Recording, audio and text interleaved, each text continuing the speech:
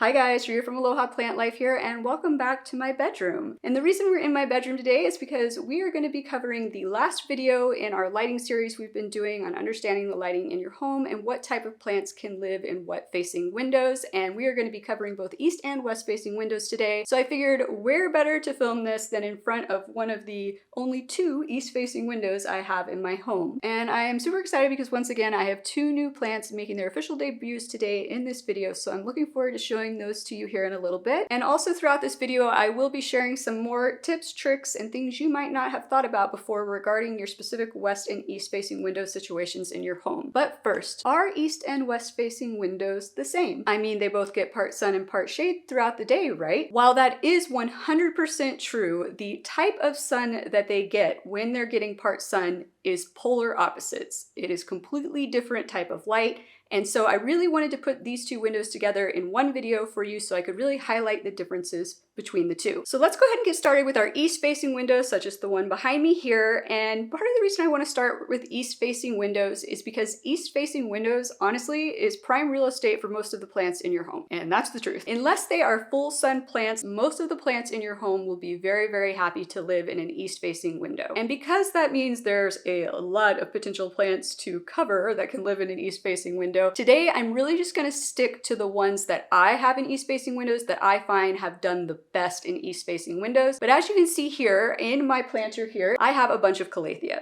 And Calathea, I find, do very, very well in east-facing windows. And if I'm being honest, prayer plant family plants in general do well in east-facing windows. And so these plants here, as you can see, are pretty much directly in the window. They may be, maybe these bottom ones are about a foot away from the window, but they're still relatively close. They're getting all of that nice bright morning sun that is very gentle. It's not too hot yet in the day. It's not just beating down on the window. It's the kind of light that they really want. And by the time that sun starts to get hotter and more intense, it's already passed over to the point where these plants are now getting indirect light. And they absolutely love that bright indirect light. So Calathea are an excellent option. I would love to show you my white fusion right now because next to this room is my master bathroom, which also has an east-facing window, and my white fusion absolutely loves it there. I have tried her in so many other places in my home, and she will not tolerate anything except the east-facing window in my bathroom, but unfortunately, she does have spider mites right now. She's in quarantine, so we are not going to be able to see her today, unfortunately, but we're hoping her a speedy recovery. But in my bathroom, in my east-facing window, it's actually where I have all of my Marantas, so also members of the prayer plant family.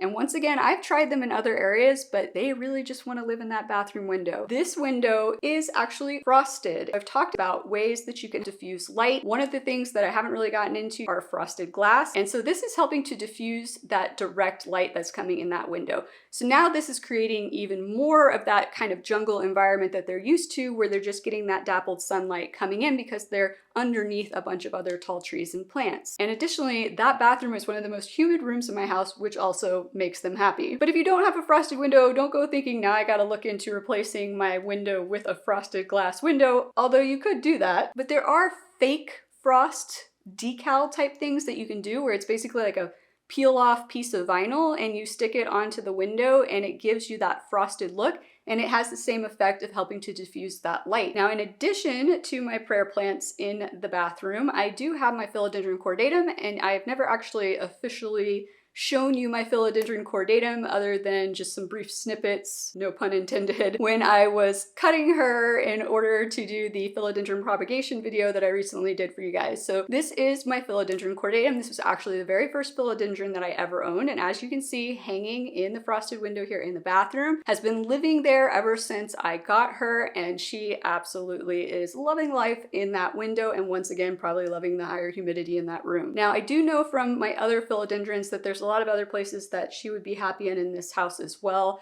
but she really likes it there. I don't feel any need to move her. She's been putting out new growth like crazy. She's actually longer than any of my other philodendrons, so I kind of feel like that's her sweet spot. Now, additionally, I do have a plant living a little bit further back from the window in the bathroom, and that is my Alocasia cuprea, which I have brought out to show you. So this is my Alocasia cuprea, and so you can see it's got kind of these reddish, copperish leaves. They kind of have a nice little mirror sheen on them.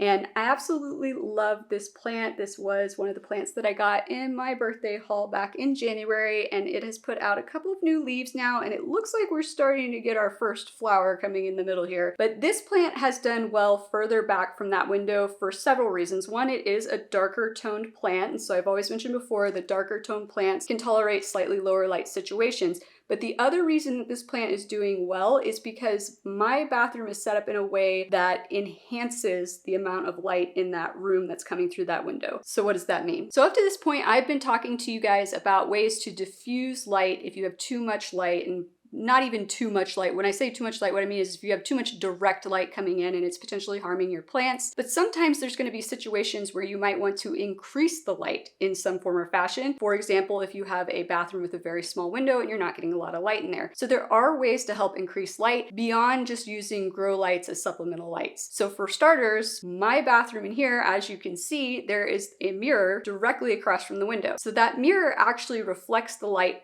back across the room towards the window. So this plant is sitting about halfway between the mirror and the window. So now it's getting a little bit of light from the window, but then that light is being reflected back onto the other side of it from the mirror. So if you are able in your rooms to strategically place a mirror, even if you're just hanging a mirror on the wall and it fits in with your decor, if you can strategically place it in a way that will help reflect the light back onto your plants, that's another way of increasing light in lower light type situations. Another thing to keep in mind is the color of things in your room, especially the walls, is either going to absorb the light or reflect it back. So if you have lighter colored walls like I do here, they're going to reflect the light coming in the windows back across that room. Now, it's not going to reflect it back quite as much as a mirror, but it's definitely going to reflect it back more than if you had like a dark gray or a dark blue painted wall. But let's get back to the plants. So yes, my Alocasia cuprea, absolutely loving life in that room, even though it's not directly in the window. Gonna set him back aside. So I have my string of turtles over here, my Peperomia prostrata, which has been living in the window behind me, directly in the windowsill for its entire time with me in my home, which has been a little bit over a year now. And she is just still just getting crazy. I mean, she hasn't stopped growing at all. And I don't know if you guys can see all of these flowers that are coming in up here. Flowers hanging off over here, tons of flowers down here. She's just getting crazy. And this is one of those plants where it is a succulent-like plant, but is a little bit more prone to some burn on those leaves. So that is why I have her directly in an east-facing window versus in a southern window. It would just be too much in that southern window. I would have to pull her way, way back from there. But she is obviously absolutely loving life in the east-facing window. She was only like this long when I got her a little over a year ago, and I've already propagated a bunch of stuff off of her. So definitely very, very happy in an east-facing window. Gonna put her back over here, and I'm gonna grab the Pothos that is behind me. So this Pothos, the scientific name is Epipremnum aureum, and I have decided that this variety is actually a pearls and jade, and it lives on my nightstand right where I described it from back here, which is not directly in the window. It's slightly off to the side, but it's close enough that it's still getting some of that direct sunlight that comes in the morning. And in my bedroom plant tour video, I did mention that I had been struggling to find a place where this plant was happy in my home. It just was not growing for the longest time. We have tried a bunch of different places, but ever since I moved it to this spot next to this east-facing window, it has finally started pumping out new growth at a much faster rate. So now that we are officially in the growing season, I feel like this plant is just really going to start to take off in this east-facing window. I think that's what it wants. It wants that east-facing light, and I'm glad we finally figured it out. But honestly, I don't know if I could put this anywhere else in my house because it just was not doing anything anywhere else. So definitely a great east-facing window plant. So the next plant I want to show you is my Joseph's coat, which I think it's been a while since we've looked at, and I will let you know the spider mite situation. This one was next to one of the plants that had the worst spider mites out of all of them. And so I think maybe I went a little overzealous with this one on the treatments, but it has been losing some leaves ever since, and they're like just totally drying up and falling off. So I'm not sure if it's from the spider mite treatment. I don't see any signs of spider mites on it. But then when I was thinking about it before I was filming this video, I kind of feel like it did this same thing this time last year. So this might be just something this plant does that I'm unaware of, that it sheds those leaves and then grows them back in, because it is starting to grow new growth back in on its bare stems, and that's what happened last year. But I still absolutely love this plant with its kind of pinkish coloring to its leaves. with that also white and green variegation, and those leaves are just naturally that wrinkled texture. That's just how they are. Has nothing to do with the spider mite issues or anything like that.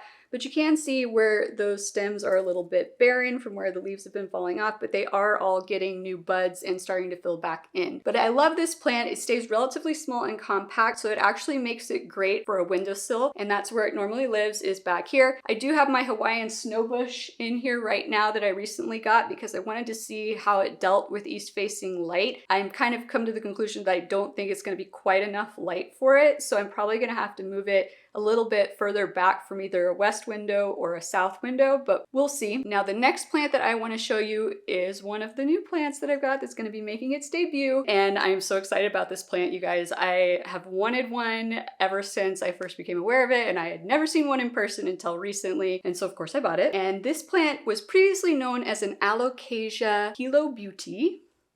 And look how beautiful it is. Absolutely love this almost kind of camouflage pattern to these leaves with this deep green and kind of this lighter kind of greenish yellow variegation. It is an aroid, but it has recently been reclassified from an Alocasia to a Caladium, I believe. And I'm not really sure what the thought process was behind that. I just am like, okay, here we go again. 2 years from now, it'll probably be an Alocasia again and not a Caladium. For now, it is technically considered a Caladium, but you may still see it labeled as an Alocasia. But absolutely beautiful plant. I love these nice long stems on this plant. So cute.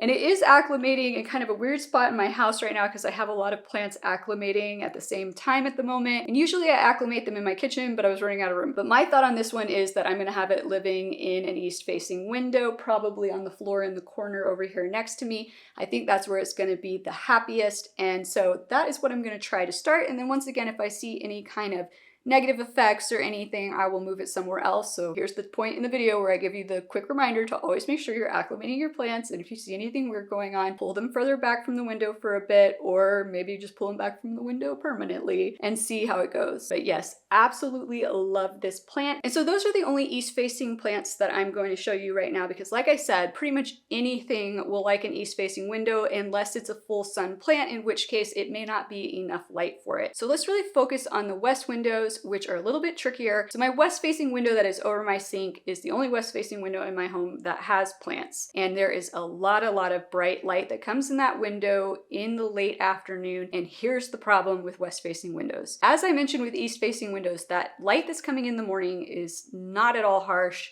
It's the coolest point in the day in the summers, and that light is kind of okay with plants. They're fine with that. They're like, oh, a little bit of extra, sunshine, that's great. But when we get to the afternoon light, and when that light starts coming directly in a west window, especially where I live in North Texas, where it is super hot and the sun is super intense, that direct light that's coming in the afternoon is harsh.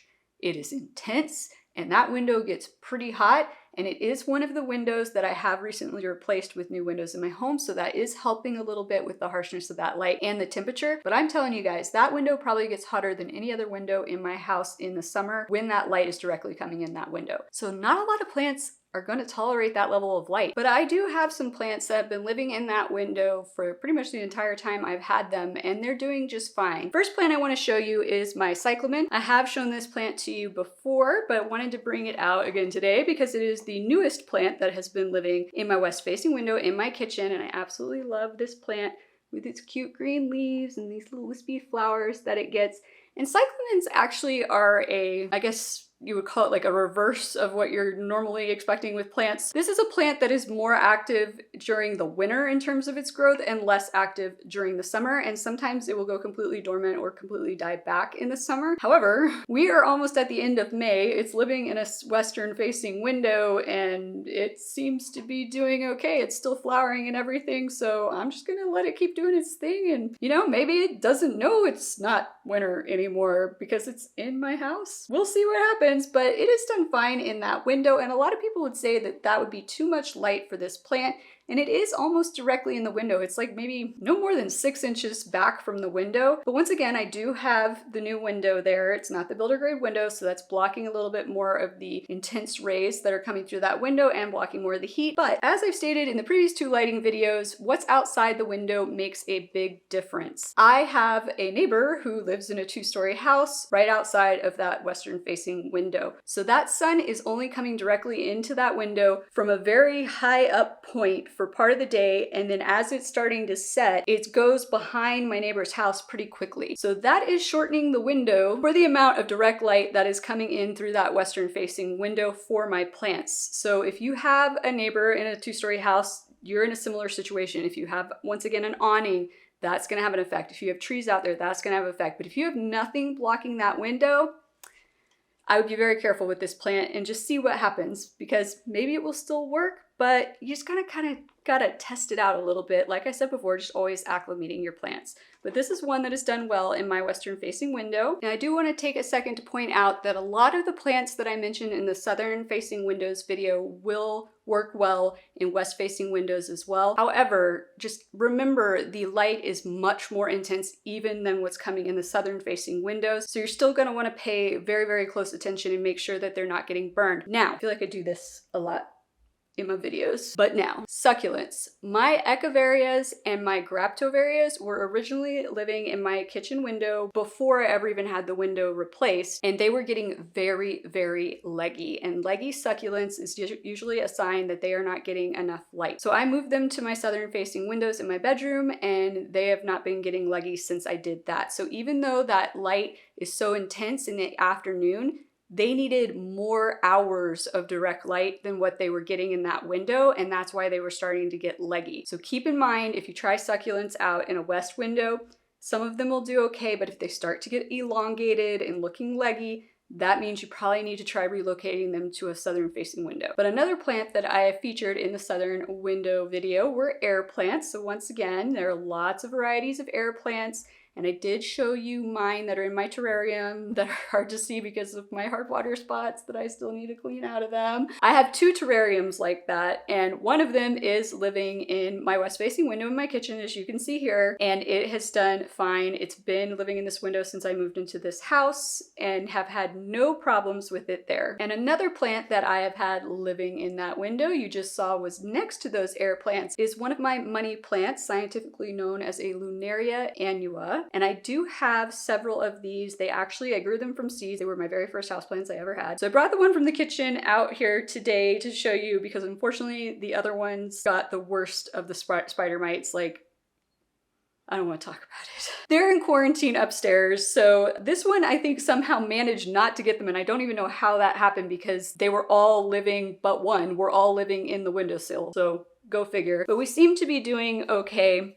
And so this is my money plant, and we are just now starting to put out some new growth here in this growing season, but very, very kind of woodsy, jungly vibe plant here. Grows a little bit kind of crazy like, and got a little baby one trying to come in right there, super cute. But this plant is just kind of a fun foliage, like I said, jungly, or woodsy type vibe plant, and I really, really love it. And it's been living in that window since we moved into this house, and it has done totally fine. It is totally happy living in that west facing window. It is super heavy though, so I'm gonna set it down. So jasmine plants. Jasmine plants are another good plants, especially if you're looking for kind of a trailing type plant for a west facing window. I do have what is known as an Asiatic jasmine, and the variety is called Snow in Summer. You're seeing it here because right now it is living outside. It does live outside, out back in the southern sun during the summer, but in the winter I do bring it into the house and I hang it in the southwest facing window in my bedroom, and it absolutely loves it. So if it can handle the southwest window, it can handle a west window. And once again, it will trail. You could also put it in like a tilted planter so that it just looks like it's kind of spilling out, but another good option for those west facing windows. Jade plants. Jade plants are another good option. And once again, a lot of these I'm saying right now, like the jasmine, the jade plants, these also would work for your southern facing windows. There's a lot of crossover there, so just keep that in mind. And I will link the southern facing window video for you down in the description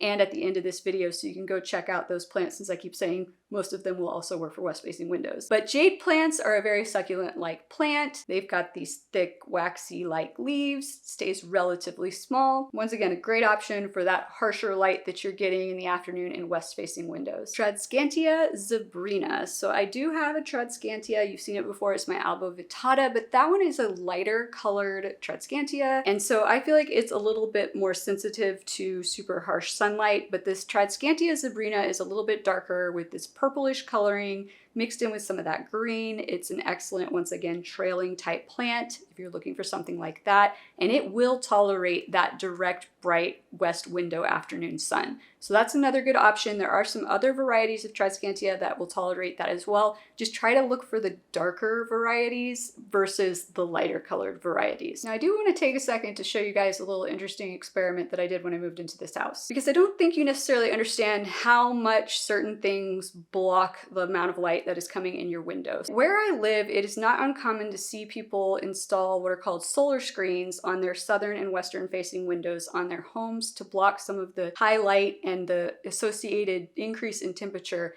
into their homes. And so those solar screens are designed to quite literally block out a lot of the light. And I removed them when I moved into this house because I knew they weren't going to be letting in enough light for my plants, and I knew I was going to be replacing the windows, and so I wouldn't need them because the windows would be better and more energy efficient. But I did a little bit of a test on my west-facing window in my kitchen. So let's look at the window again. So you can see it's an arched window, and so the solar shade that was on here, there were two pieces. There was an arched screen up here at the top and then a square screen down here at the bottom. So when I removed the screens, I just got curious and I took the bottom one off and I downloaded a plant app on my phone that had a light meter, and I used the light meter to see just how different it was in terms of the amount of light being let through the part with the solar screen versus the part without the solar screen. And I did a screen record on my phone when I did it, and so I want to show it to you now so that you can see just how different the amount of light coming in is. And this is going to be showing you the light in terms of lux. There's lots of different measurements for light, so don't really worry about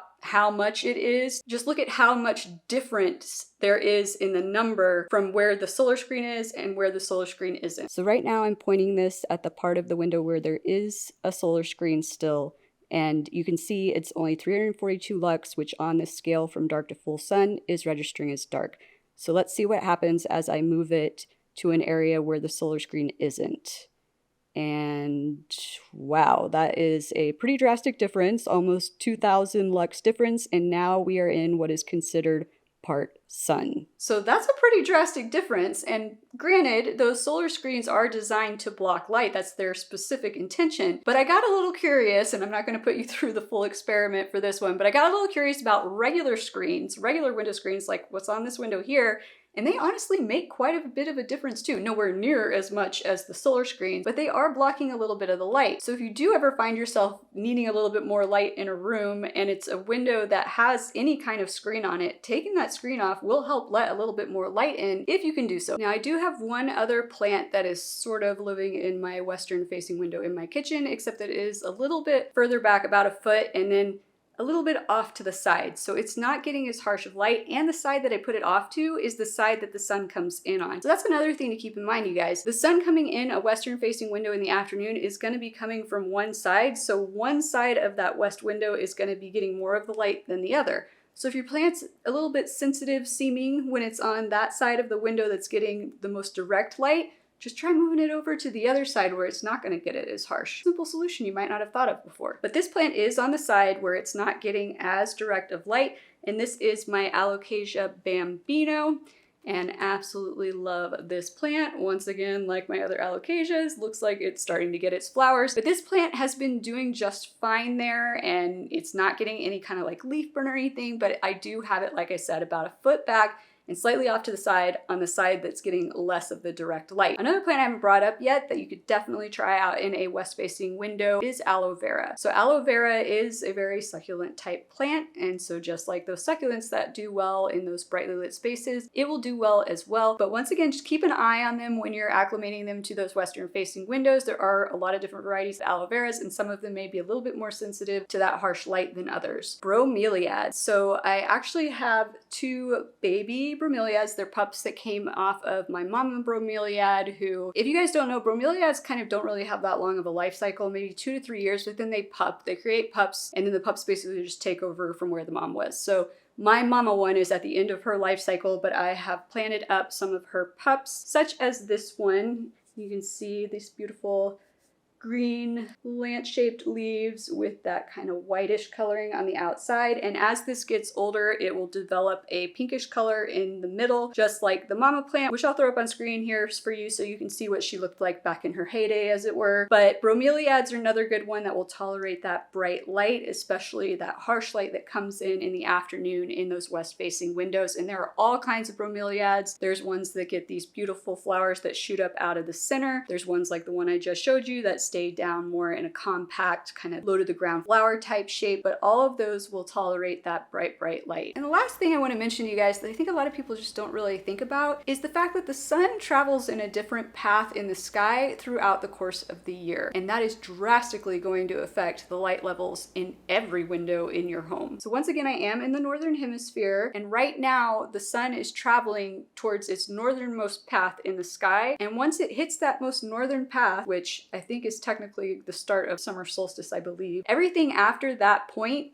the sun is gradually going to start moving back towards the southernmost point in the sky. So what that means is right now, as it's getting to its most northern point, my northern windows are getting way more light right now than they do any other time of the year. And my southern windows are actually getting the least amount of direct light that they get any time of the year. But as that sun's path starts to travel back more towards a southern point, then the light in my northern windows starts to go down drastically, and the light in my southern windows starts to increase drastically. And when it gets to its southernmost point, that's when I'm getting the most direct light coming in my southern windows during a day. That can have drastic effects on your plants. And so that's why lots of times I rotate my plants around. I actually just started doing it this past weekend. Some of the ones that won't tolerate north-facing windows in the winter, I've moved them into north-facing windows right now because there's enough light for them there at this point. And some of them that are full sun plants that I had a little bit further back from my southern windows, I've moved them closer to the windows right now because they're not getting direct light anymore being that far back from the window. I have to get them closer to the window for them to be getting direct light, and some of them still aren't even getting any direct light right now. And so I've moved some of those to be in southeast or southwest facing windows so that they are at least getting some direct light in addition to as much bright indirect light as they can during the day.